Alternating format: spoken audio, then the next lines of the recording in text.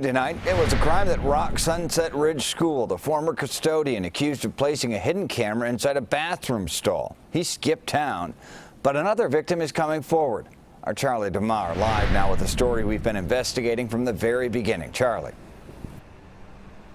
Brad, good evening. And in a new complaint filed by attorneys who work out of this building, they represent Jane Rowe. She is one of those victims who was filmed inside the school. They say she will now endure lifelong trauma, and they're seeking damages.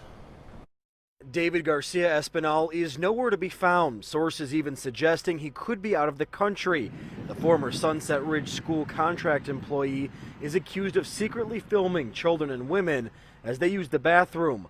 Now a lawsuit filed in August on behalf of a woman known only as Jane Rowe says more should have been done to protect students and faculty.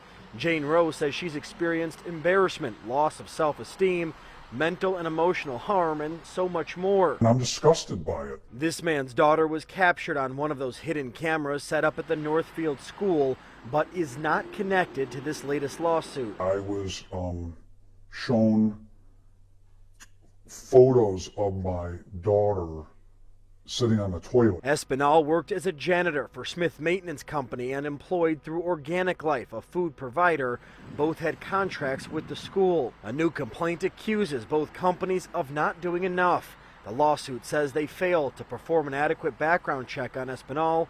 The complaint says the contractors should have known about Espinal's criminal history, like in 2012 when Espinal had been arrested for entering a women's restroom to masturbate, or in 2010 when Espinal had been arrested for taking unauthorized photographs of women in public restroom stalls, and then again confronted for the same thing inside a women's bathroom at a movie theater weeks later.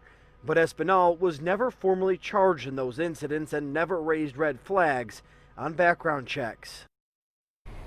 Now, as for this specific civil lawsuit, the school is not directly named. They're not a defendant in the case, but they could be later on. A nationwide search is still underway for Espinal. We are live in the loop tonight. Charlie DeMar, CBS 2 News. Charlie, thank you. Track our extensive coverage right now on CBS Chicago. Espinal's criminal background, how it went unnoticed before he worked at Sunset Ridge, and watch our past reporting on frustrated parents after learning what happened inside the school.